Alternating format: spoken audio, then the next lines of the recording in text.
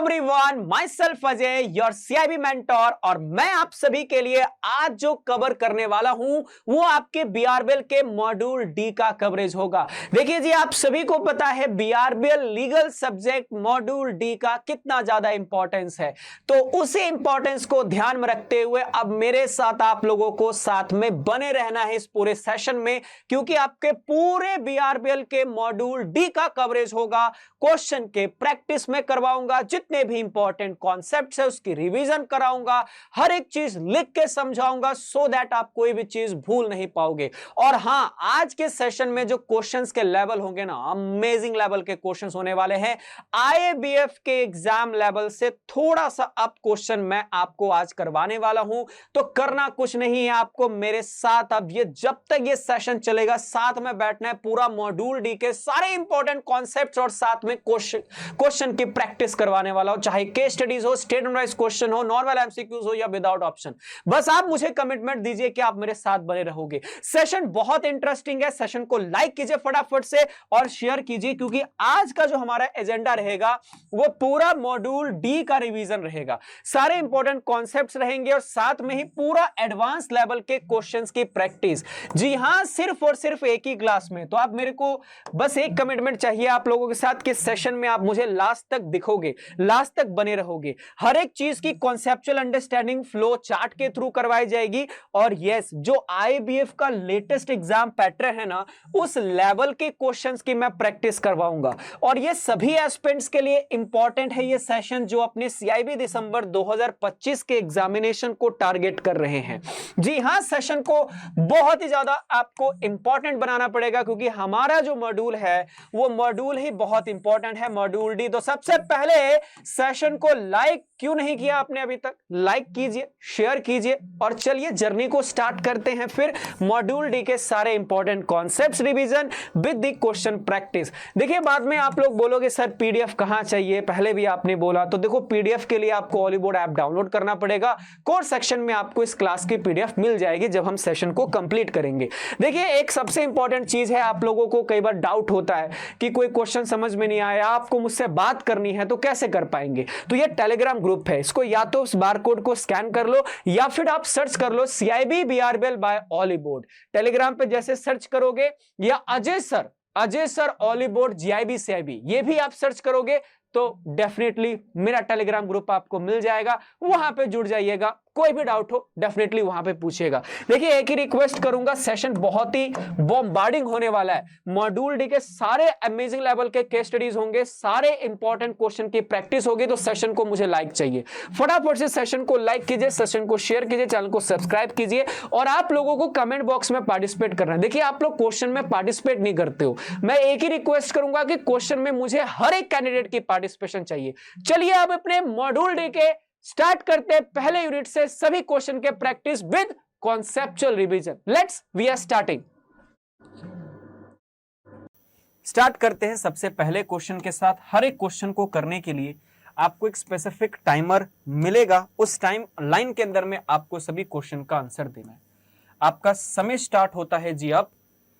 जल्दी से क्वेश्चन को रीड कीजिए और मुझे बताइए कि करेक्ट आंसर क्या होगा।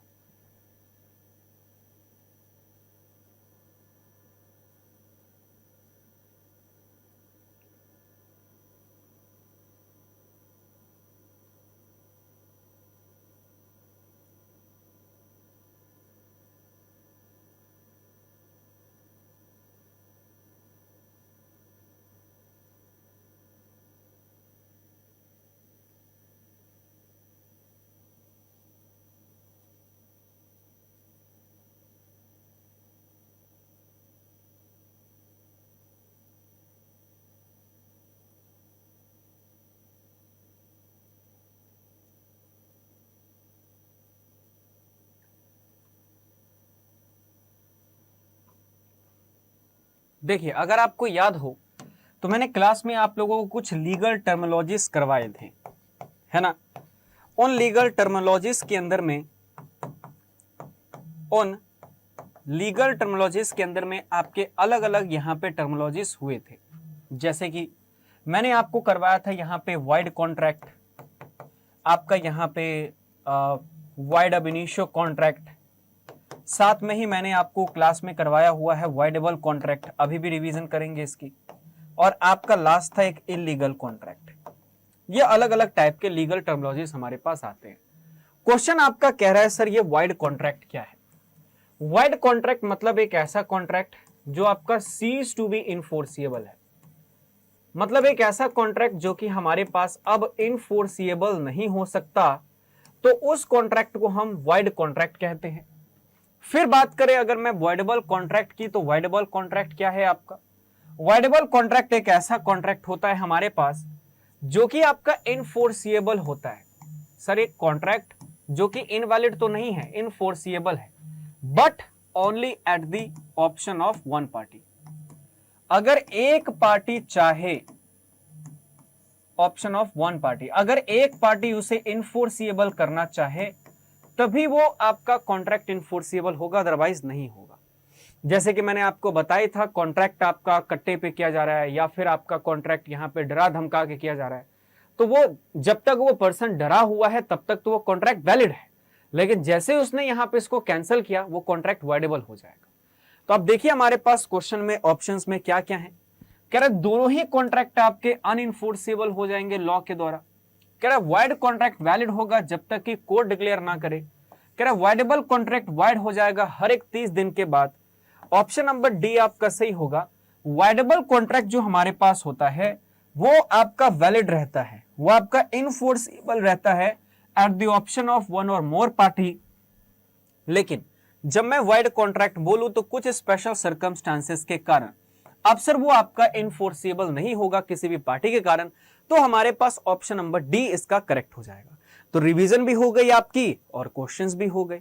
चलिए अगले क्वेश्चन पे चलेंगे, क्वेश्चन नंबर 2। इस क्वेश्चन को भी करने के लिए मैं स्पेसिफिकली आपको समय देता हूं, पूरे 30 सेकेंड्स का आपका समय शुरू होता है जी। अब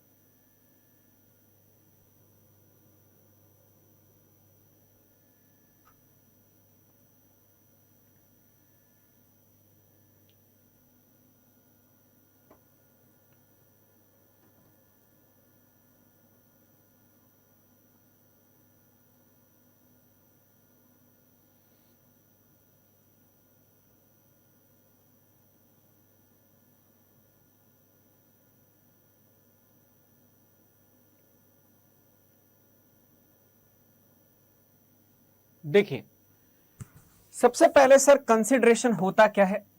कंसिडरेशन का मतलब होता है आपका समथिंग इन रिटर्न। मतलब अगर आप कुछ कर रहे हो तो उसके पीछे का एक पर्पस होता है। अगर आप किसी भी यहाँ पे प्रोफेशनल को हायर कर रहे हो और वो आपको प्रोफेशनल सर्विस दे रहा है या डॉक्टर के पास जा रहा है, तो आपको मेडिसिन चाहिए, वो एक समथिंग इन रिटर्न है। डॉक्टर को फीस चाहिए, वो एक समथिंग इन रिटर्न है। तो कंसिडरेशन हमारे पास क्या होता है? Something in return. मतलब दोनों पर्सन के किसी भी कॉन्ट्रैक्ट के पीछे का कोई एक पर्पस, जिसमें मॉनेटरी पर्पस ही होगा ऑब्वियसली, समथिंग इन रिटर्न, उसे हमारा कंसिडरेशन बोला गया है। अब कह रहा है कि समथिंग इन रिटर्न में जो कंसिडरेशन है उसमें कौन सा ऐसा पॉइंट है जो आपका वैलिड कंसिडरेशन को नहीं दर्शाता। कह रहा है act done at the promisor desire, abstaining from doing something at the promisor request, promise to do something voluntarily without promisor desire. देखो ऑप्शन नंबर सी आपका सही हो जाएगा। ये एक वैलिड कंसिडरेशन नहीं है। जैसे कि सामने वाला चाहता ही नहीं है आपकी सर्विस लेना और आप जबरदस्ती उसको सर्विस दे रहे हो, तो यहां पे कोई कंसिडरेशन नहीं होगा। जैसे मैंने आपको बताया था कि एक पर्सन अपना ऑफर देता है, दूसरा उसे एक्सेप्ट करता है। एक्सेप्ट करने के बाद एक कॉन्ट्रैक्ट फॉर्म होता है और कॉन्ट्रैक्ट जब फॉर्म होगा तो दोनों पार्टी के बीच में एक वैलिड कंसिडरेशन होगा। लेकिन जब तक यहां पे सामने वाले का डिजायर ही नहीं है, कोई ऑफर ही नहीं है, तो आप कैसे वैलिड कंसिडरेशन कर लोगे? तो ऑप्शन नंबर सी आपका यहां पे करेक्ट हो जाएगा। अगले क्वेश्चन पे चलते हैं, क्वेश्चन नंबर 3 की तरफ। रीड कीजिए इस क्वेश्चन को and let me know the correct answer as well in the chat box.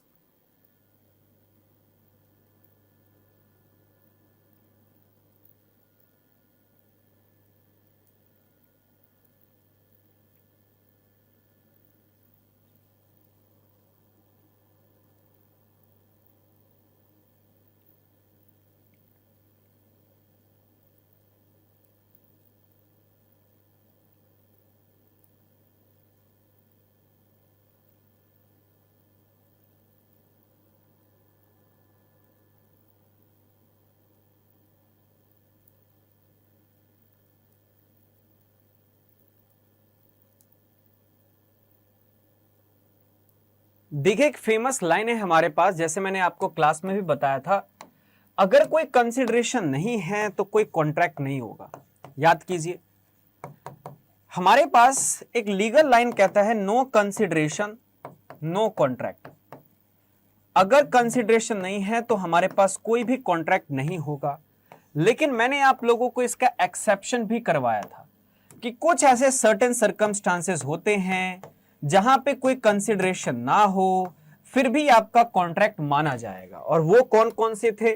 जब आपके बीच में क्लोज रिलेशनशिप है, एक ऐसा कॉन्ट्रैक्ट जो कि आपका यहां पे क्लोज रिलेशनशिप में हो रहा है, contract with love and affection, या फिर कोई भी क्लोज रिलेशनशिप में यहां पे कॉन्ट्रैक्ट आपका हो रहा है। दूसरा मैंने बताया था कि जो भी आपका ये जो कॉन्ट्रैक्ट है वो हमारे पास क्या होना चाहिए? साइंड होना चाहिए, प्लस आपका रिटर्न में कॉन्ट्रैक्ट होना चाहिए। तो जो भी आपका कॉन्ट्रैक्ट होगा साइंड होगा, रिटर्न में होगा। तीसरी चीज, उससे अटेस्ट भी करवाना पड़ेगा आपको, तो जो भी आपका स्टैम्प पेपर है उस पर अटेस्टेशन भी रिक्वायरमेंट है। तो ये तीन कंडीशन अगर सेटिस्फाइड होती है तो जी हां, अगर कोई भी यहां पे कंसिडरेशन नहीं है फिर भी आपका कॉन्ट्रैक्ट वैलिड माना जाएगा। तो पहला आपका ऑप्शन कह रहा है कि promise made in writing and registered based on the natural love and affection. तो आप देखो पहले ही स्टेटमेंट में, पहले ही ऑप्शन में ये तीनों कंडीशन सेटिस्फाइड हो गई। ऑरल नहीं होता तो पहले दो तो सही नहीं होंगे, तो पहला ऑप्शन ही आपका करेक्ट हो जाएगा। तो अगर आप सिलेक्ट कर रहे हो option number A, your answer is absolutely correct answer. Question number 4 पर चलेंगे, जो कि आपके स्क्रीन पे ये रहा। रीड कीजिए इस क्वेश्चन को और मुझे बताइए इसका करेक्ट आंसर क्या होगा।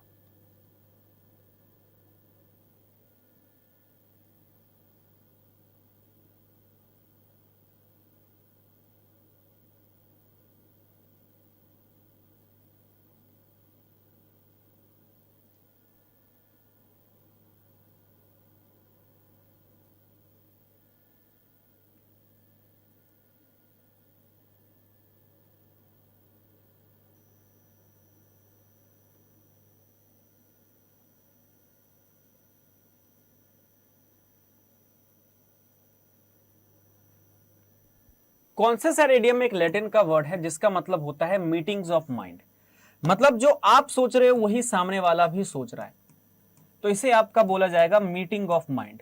लेकिन जो मीटिंग ऑफ माइंड है वो सेम टाइम पर, सेम जगह पर, सेम सिचुएशन में जो आप सोच रहे हो वही हमारे पास होना चाहिए। म्यूचुअल मिस्टेक इन एग्रीमेंट नहीं sir, parties agreeing on the same thing in the same sense, कि सेम चीज सेम सेंस में वो भी समझ रहा है, तभी एक वैलिड ऑफर और एक्सेप्टेंस होगा। तो option number B correct answer हो जाएगा आपका। क्वेश्चन नंबर 5 के ऊपर हम चलेंगे। रीड कीजिए इस क्वेश्चन को और मुझे बताइए चैट बॉक्स में किसका करेक्ट आंसर क्या होना चाहिए।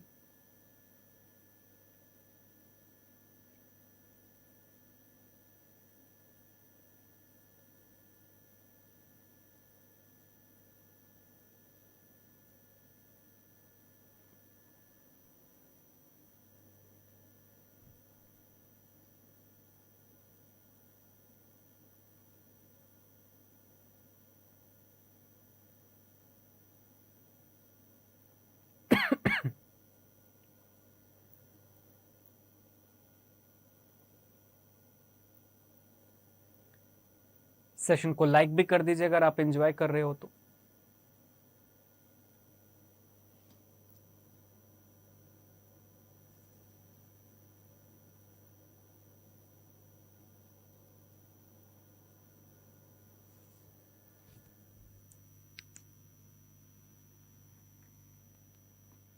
हेलो,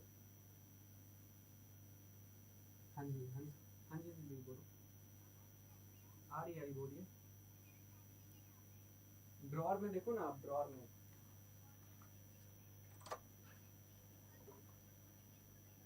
हाँ हाँ वही चाहिए होगा, बोलिए ड्रॉर में।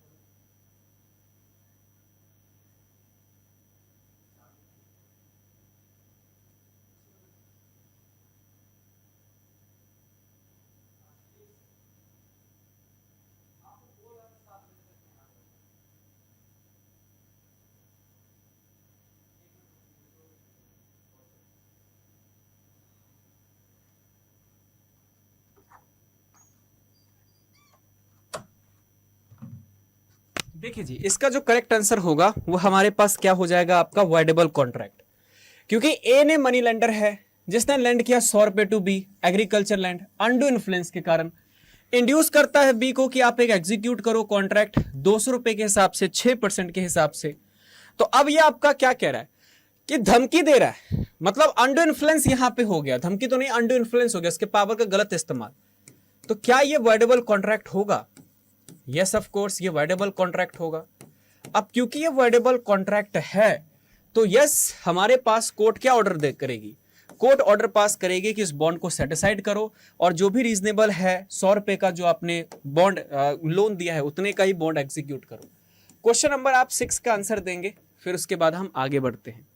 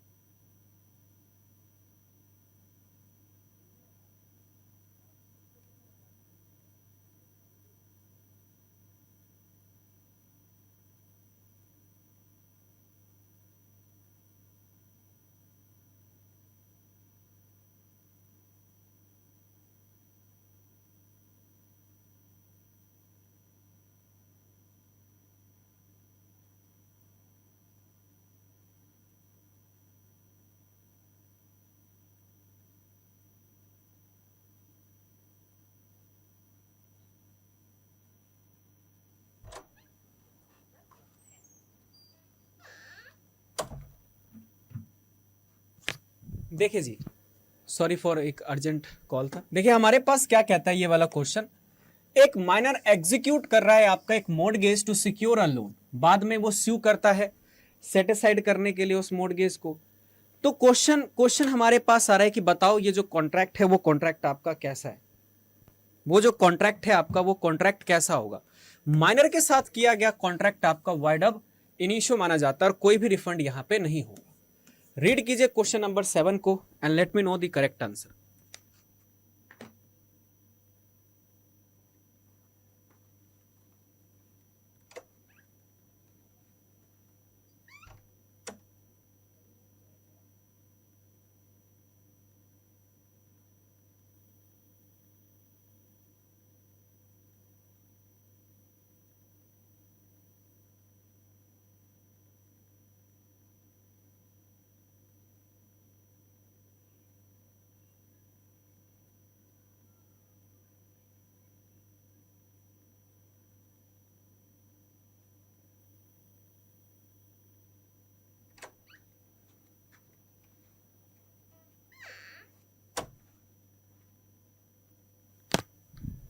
देखिए नेक्स्ट क्वेश्चन आपका क्या कह रहा है। अब ये वाला क्वेश्चन आपके एग्जाम का केस स्टडी भी है, अगर मैं आपको बताऊं तो इस पे आपका पहले भी क्वेश्चन आपका बन चुका है। ये वाले क्वेश्चंस के ऊपर में ये क्वेश्चन आपका कह रहा है स्पेसिफिकली कि सर अगर ऐसा कोई कॉन्ट्रैक्ट जिसमें एक हस्बैंड प्रॉमिस कर रहा है, ध्यान दीजिएगा, ऐसा कोई कॉन्ट्रैक्ट जिसमें एक हस्बैंड प्रॉमिस कर रहा है अपने ही वाइफ को $30 पर मंथ के हिसाब से, तो बताओ upon separation he stopped paying the wife suit, what did the court hold. क्या ये इन्फोर्सिबल होगा? कह रहा है कि देखो एग्रीमेंट आपका इन्फोर्सिबल है क्योंकि ये प्रॉमिस माना जाएगा आपका लीगली वैलिड। कह रहा है इनफोर्सेबल होगा क्योंकि कंसिडरेशन एग्जिस्टेड है। कह रहा है ये वाइडेबल कॉन्ट्रैक्ट होगा। कह रहा है ये आपका इनफोर्सिएबल नहीं होगा। देखो ये आपका इनफोर्सिएबल नहीं होगा, द रीजन इज व्हाट, क्योंकि यहां पे हमारे पास सोशल नेचर का कॉन्ट्रैक्ट है, और अगर आपका कोई भी सोशल कॉन्ट्रैक्ट होता है तो वो सोशल कॉन्ट्रैक्ट आपका outside the purview of Indian contract act है। तो इंडियन कॉन्ट्रैक्ट एक्ट उन सभी कॉन्ट्रैक्ट पे नहीं लगता, outside purview of what, Indian contract act 1872। तो आप कायदे से देखो तो हमारे पास ऑप्शन नंबर डी आपका करेक्ट हो जाएगा।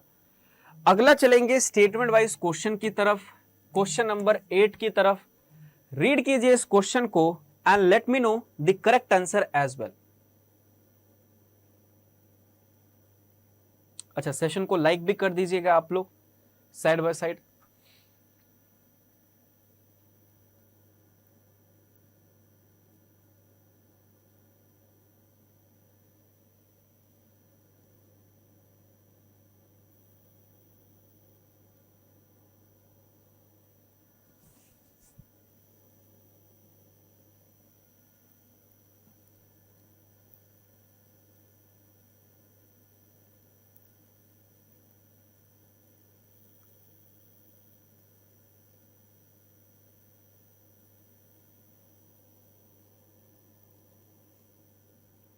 देखिए क्वेश्चन क्या कह रहा है, कंसीडर द फॉलोइंग स्टेटमेंट। पहला स्टेटमेंट है कि consent is said to be free. एक कंसेंट को फ्री माना जाता है अगर ना तो किसी को धमकाया गया हो, ना तो कोई पावर की गलत इस्तेमाल किया गया हो, ना किसी के साथ छल किया गया हो, ना ही कोई मिस्टेक हो, तो वो आपका फ्री कंसेंट माना जाता है। Contract made under the mistake are always be valid. नहीं सर, वैलिड नहीं होगा, क्योंकि ऊपर ही आप देख सकते हो कि मिस्टेक से किया गया कॉन्ट्रैक्ट भी आपका इनवैलिड है। फ्री कंसेंट एक वैलिड कॉन्ट्रैक्ट का सबसे एसेंशियल फीचर है, तो पहला और तीसरा यानी कि ऑप्शन नंबर ए आपका करेक्ट हो जाएगा। चलिए आगे बढ़ने से पहले सेशन को आप लोग लाइक कर दीजिएगा, और अपनी प्रिपरेशन अगर आप करना चाहते हो ऑली बोर्ड के साथ तो CIB सुपर 8 में आप एनरोल कर सकते हो। Don't forget to use the code of Ajay, you will get the 60% off, क्योंकि अभी ऑली बोर्ड आप सभी को दे रहा है 60% ऑफ किसी भी JIB CIB या सर्टिफिकेशन के एनरोलमेंट में। तो ये ऑफर आपका 9 अक्टूबर को एंड हो जाएगा। इस ऑफर का फायदा उठाना चाहते हो और वाल्मीकि जयंती में अपने किसी भी सर्टिफिकेशन कोर्स में या JIB CIB में अभी तक आपने एनरोल नहीं किया है, तो ऑली बोर्ड एप्लीकेशन को डाउनलोड करने के बाद आप स्पेसिफिक सब्सक्रिप्शन में एनरोल कर सकते हो। अजय कोड को लगाना ना भूले, आपको 60% ऑफ मिल जाएगा। चलिए क्वेश्चन नंबर 9 की तरफ चलते हैं आप फटाफट से। रीड कीजिए इस क्वेश्चन को and let me no in the chat box कि इसका करेक्ट आंसर क्या होना चाहिए।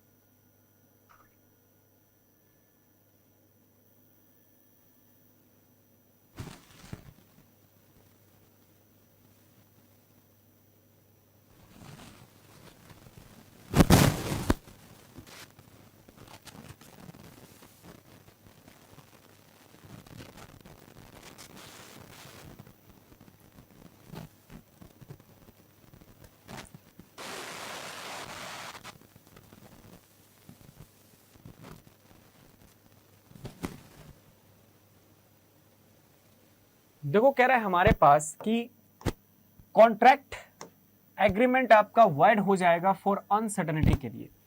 देखिए कॉन्ट्रैक्ट आपका तभी वैलिड होता है जब कॉन्ट्रैक्ट के अंदर में हमारे पास क्या हो, एक स्पेसिफिक कॉन्ट्रैक्ट हो आपका, और वो हमारे पास अनकंडीशनल हो। अगर आपने कंडीशन लगा दी तो वो कॉन्ट्रैक्ट वैलिड नहीं होगा।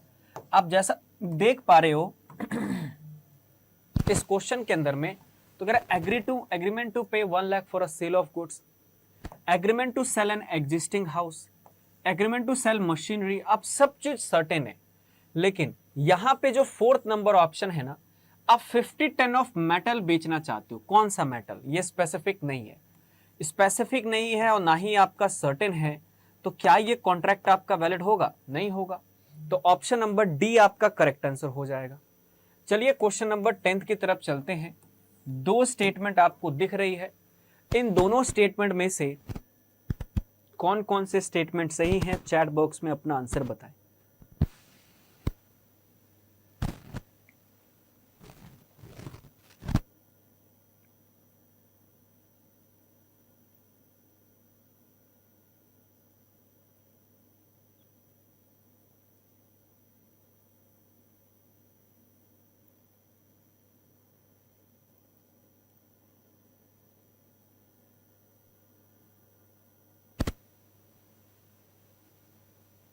देखिए जी, कह रहा है हमारे पास एक जो आपका अनसाउंड माइंड पर्सन है, अनसाउंड मतलब दिमागी हालात से सही नहीं है, क्या वो कॉन्ट्रैक्ट नहीं कर सकता है? Can not enter into a valid contract at any time? नहीं सर। अगर एक अनसाउंड माइंड है तो at the time of contract वो अनसाउंड नहीं होना चाहिए।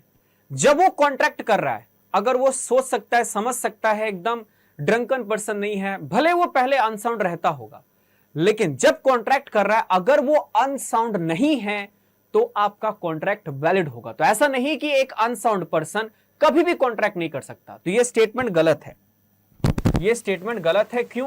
क्योंकि जो अनसाउंड पर्सन है वो कॉन्ट्रैक्ट कर सकता है व्हेन ही इज साउंड।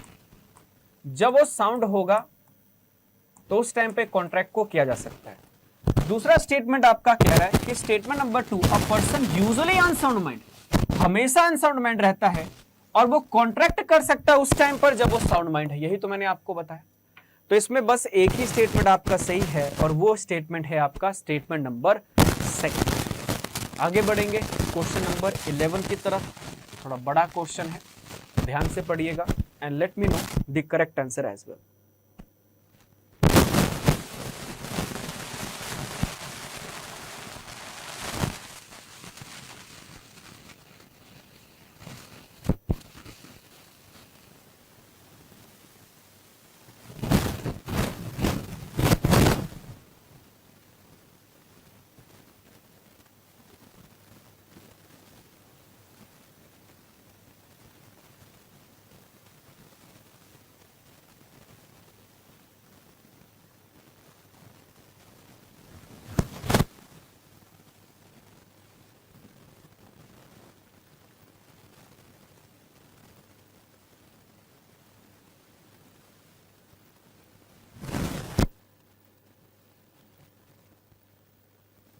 देखिए जी, क्वेश्चन आपका क्या कह रहा है?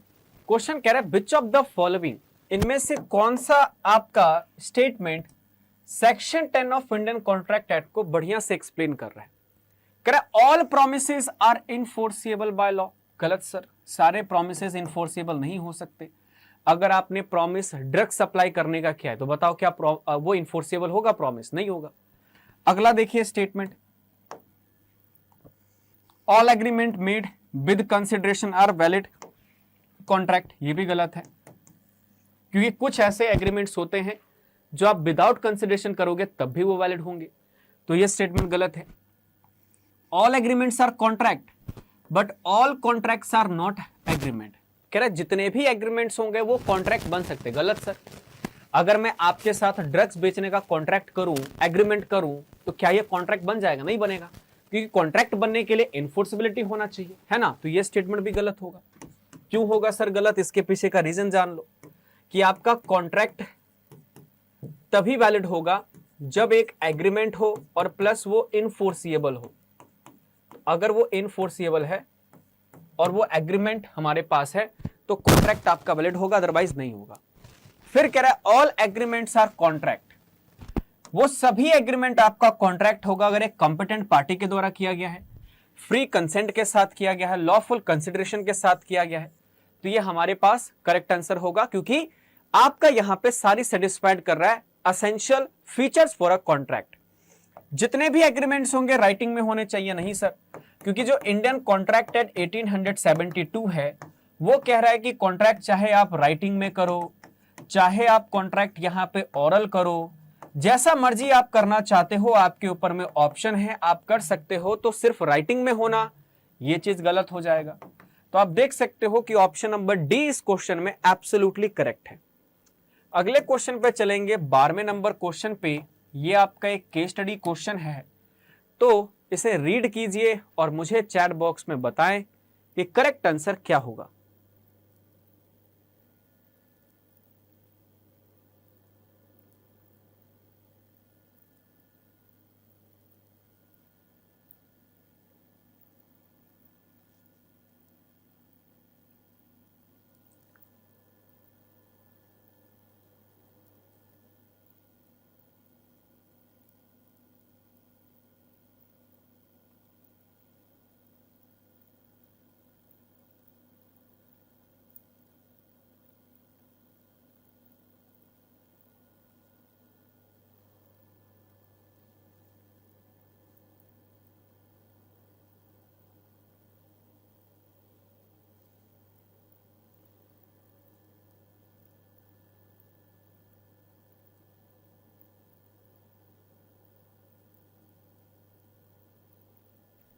देखिए जी, कह रहा है ए हमारे पास एग्री कर रहा है, ए एग्री कर रहा है 10 क्विंटल ऑफ राइस बेचने का, टू बी डिलीवर ऑन 15 जुलाई, 15 जुलाई को डिलीवर करने की बात हुई। बी एग्री करता है कि मैं तुझमें 50,000 रुपए पे करूंगा जब प्रोडक्ट तुम्हारा डिलीवर हो जाएगा। कह रहा before the date of delivery A के गोडाउन में आग लग गया, आग लग गया और जितना भी राइस था वो सारा का सारा राइस नुकसान हो गया, लेकिन इसमें इसकी कोई भी गलती नहीं थी। अब बताइए कि लीगल पोजीशन क्या होगा। पहला, ए यहां पे सर लायबल होगा फॉर द डैमेज, क्योंकि कॉन्ट्रैक्ट परफॉर्म ही नहीं हुआ। करेक्ट, कॉन्ट्रैक्ट बिकम वॉइडेबल हो जाएगा। अब एक पार्टी का नुकसान हुआ है तो वो पार्टी रिकवर करेगी, वॉइडेबल कॉन्ट्रैक्ट हो गया। कह रहा बी अब स्यू करेगा यहां पे for non payment of the for non performance, और कह रहा कॉन्ट्रैक्ट आपका वॉइड हो जाएगा, option number D. Void contract क्यों होगा सर? मैंने आपको बताया था कोई भी एक ऐसा कॉन्ट्रैक्ट किसी भी एक स्पेशल सर्कमस्टांसेस के कारण, याद कीजिए अपना क्लास, कोई भी एक ऐसा कॉन्ट्रैक्ट किसी भी एक स्पेशल सर्कमस्टांसेस के कारण अगर सर वो हमारे पास क्या हो जाता है, सीज टू इनफोर्सिएबल हो जाता है, सीज टू इनफोर्सिएबल हो जाता है, तो ऐसे कॉन्ट्रैक्ट को हम क्या बोलते हैं? Void contract.